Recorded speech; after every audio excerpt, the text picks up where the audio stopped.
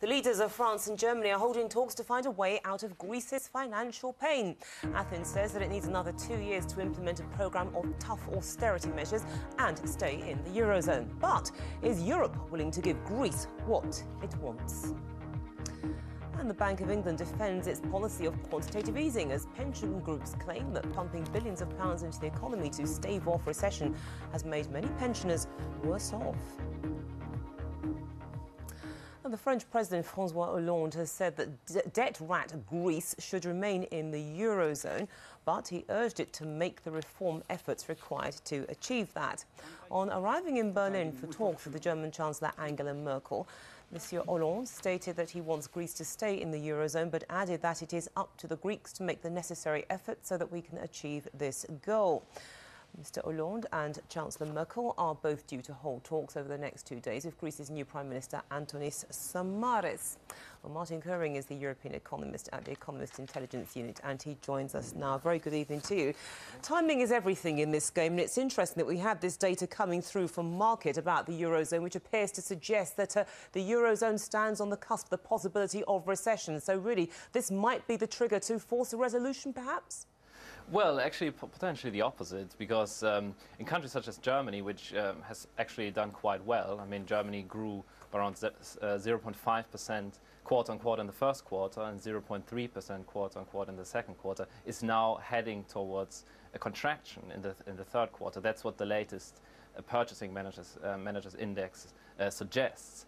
And in Germany, consumers are very wary of the situation. I mean, the Eurozone crisis has reduced consumer confidence and business confidence, and there's a lack of willingness to actually provide more funds to Greece unless Greece itself shows that it's committed to actually implementing the fiscal austerity. Right, Greece is off target on 210 targets in its from the bailout agreement. So the German view is that Greece first has to show its commitment. Right, but at the same time, there is this report which is due to come out looking at Greece's progress.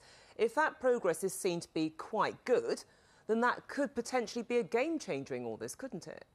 Yes, but it's very unlikely that it will be a good assessment. I mean, of course, they can tweak the words, they can make it look better than it is, but Greece is really off target, especially on the privatization targets, and also the public sector is huge, and they haven't really implemented what they said they did. They did implement a lot. I mean, they have reduced public spending, for example, and a lot of reforms have already been implemented, but it's not enough for the creditor countries. How much is enough? Because the Greek public are suffering, and on the one hand, yes, there is an acceptance that cuts have to be made and that debts have to be paid, but if you've got an economy which has been running to the ground because the pips have been squeezed out, come on, that's being a little bit unreasonable. There has to be some wiggle room, surely. Yes, I mean, the Greek economy has contracted by almost 17% since the second quarter of 2008 until the second quarter of 2012. That's a massive contraction, and also unemployment is above 23%, youth unemployment above 50% in Greece at the moment. So it's very understandable that